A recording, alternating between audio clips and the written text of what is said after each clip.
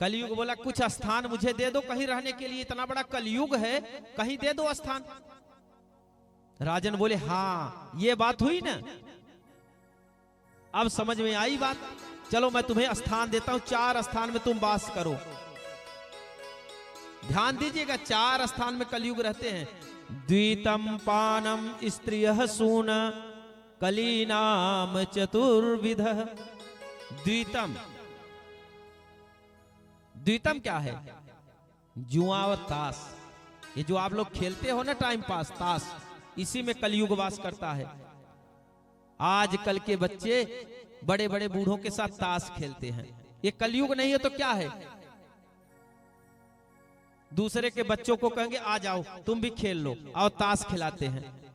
ताश ही नाश का कारण, अपना बच्चा खेलता हो तो मारोगे, ये क्या है? माने दूसरे के बच्चों को अपना नहीं मानते हो,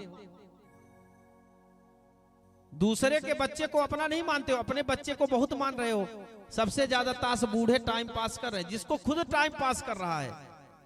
कलयुग टाइम पास कर रहा है उसका, वो टाइम पास कर, काहे दादा काहे खेलत है, का करी दादू टाइम नहीं पास हो। अब कितना टाइम पास होगा, तुम्हारा टाइम तो गया। पहला स्थान है ताश, द्वितम, द्वितम यानी ताश।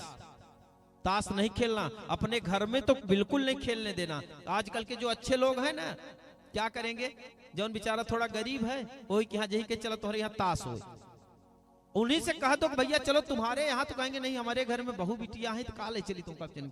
और यहाँ जो है ये कौन है? जिस घर में ताश होती है उस घर का नाश निश्चित है, वहां के लोगों की बुद्धि भ्रांति हो जाती है। ताश में बड़े बड़े लड़ाई युद्ध हो जाते हैं, इसकी बताने की जरूरत नहीं है। जुआ और चौपड़ से क्या क्या हो गया बाद में, इसलिए अपने घर में ताश नहीं खेलने देना, लक्ष्मी वहां से भाग जाती हैं। और अच्छे लोग यही कह रहे हो कि पंडित जी जौन बताएं तो बताएं, तू अपने घरे खिलावा, ताश ना बंद हो। उन्हीं से बोलो चलो तुम्हारे घर एक दिन हो जाए, अरे हमारे घर में हमारी पत्नी है, बेटी है। और उन्हीं से कह दो ये कौन है जो बगल मेरी बैठी है, अरे हो गया तुम्हारे घर एक शांति है, हमारे घर एक लड़ंकी है। ऐसा कभी नहीं, द्वितम, अपने घर में ताश नहीं खेलने देना। इसलिए देखो कभी कभी चौराहों में ताश होती है, वह चौराहा बदनाम होता है, क्योंकि वहां से लक्ष्मी चली जाती, बुद्धि नहीं काम करती। ताश में देखो लड़ाई होती है, जब बुद्धि काम करती तो लड़ाई कैसे होती? द्वितम, पहला ठिकाना है ताश कलयुग में। फिर दूसरा है पानम, पानम यानी शराब, नशा। आजकल लोग देखिए नशा करने के बाद उनकी बुद्धि नहीं काम करती, ये कलयुग का स्थान है। द्वितम पानम, शराब पीना, ये कलयुग का स्थान है। हम लोग नहीं, राजा परीक्षित ही अपने राज्य में दे दिए कलयुग में, जाओ यहां यहां वास करो। आजकल लोग, हमने बताया जेब में 150-200 रुपए है, जाके शराब पी लेंगे। और घर में अगर बच्चे को वही 150 की मीठा लाओ तो पूरा बच्चे भी खुश, पत्नी भी खुश। ये नहीं करना है। बच्चों को 10 रुपए नहीं देना है, बच्चे को 10 रुपए नहीं देना है, भगवान को नहीं देना है। आजकल वो जो चलता है, कहाँ गए पंडित जी, वो क्या नाम है उसका जो आप लोग खाते हो? नहीं खाते हो? लोग खाते होंगे। 40 रुपए का आता है इतना बड़ा राजश्री, उसको खाएंगे और दोस्त को ऐसे देंगे लगेगा कि आहा बहुत अच्छा, 40 रुपए कुछ नहीं। बच्चे को 10 रुपए नहीं देते हो, ये क्या है? ये कलयुग का ठिकाना है। दूसरा स्थान है पानम, कभी मत करो, अगर करोगे तो कहीं ना कहीं तुम्हें हानि होगी। अरे तुम ये समझो, पहले मनुष्य तन है, किसी के बेटे हो, अगर तुम्हारा बेटा शराब पिए तो अच्छा लगेगा?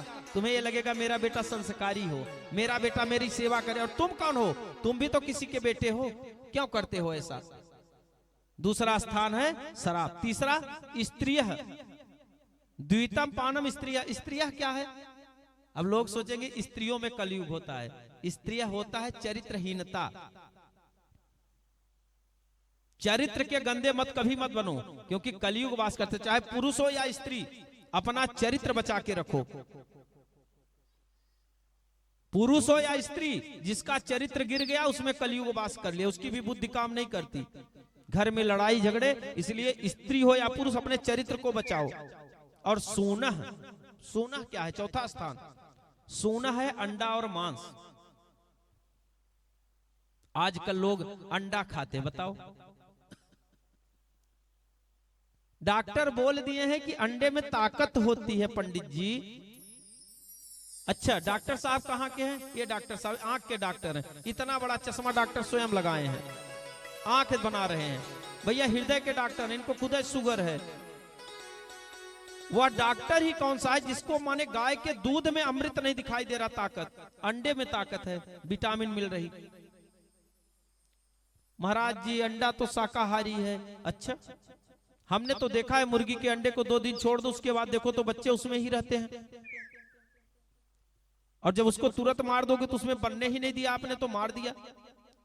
थोड़े से स्वाद के लिए आप ये क्या कर रहे हो? 56 प्रकार के भोग बेकार है। अंडा खाओगे, मांस खाओगे, इसमें क्या मिलता है? ताकत आती है क्या? अच्छा, अगर कोई बूढ़ा हो जो गाय का दूध सेवन करता हो, दही खाता हो, घी खाता हो, और लड़वा दो जो जीत जाए, एक फोहे में उसे दिखाई नहीं देगा, शरीर फूली हुई है। क्यों ऐसा करते हो? पहले के लोग बढ़िया खाते थे, बढ़िया काम करते थे। अब तो शरीर हष्ट पुष्ट बनाने के लिए लोग खाते हो, क्योंकि कलयुग वास किया है। आज का खान पान ही इतना प्रभावित हो गया है कि कलयुग वास कर लिया, हर चीज में मिलावट। हम लोग काम क्या करते हैं? कभी आप यहाँ के पुजेरी जी से आप लोग समझे होंगे, जो यहाँ के होंगे, हमने देखा जो 1 मजदूर नहीं 2 मजदूर दिन में काम नहीं कर सकता, वो हमारे पुजेरी नीलकंठ जी 2 घंटे में करके दिखाए हम लोगों को।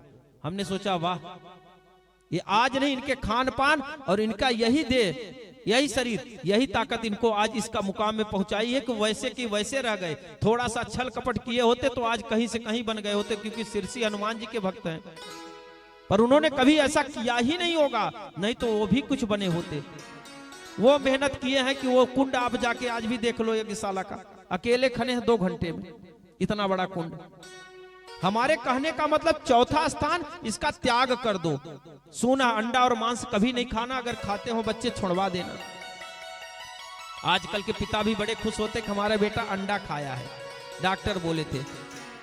जैसे खाएंगे उसकी बुद्धि विकृत होगी, एक दिन आपको भी खा सकता है वो। जब किसी के बच्चे को आप खा रहे हो, बहुत अच्छा लग रहा है, आपके बच्चे को कोई खाए तो नहीं अच्छा लगेगा। इसलिए 4 स्थान में कलयुग वास किया। द्वितम पान स्त्रिया सूना, हम नहीं कह रहे, भागवत कह रही।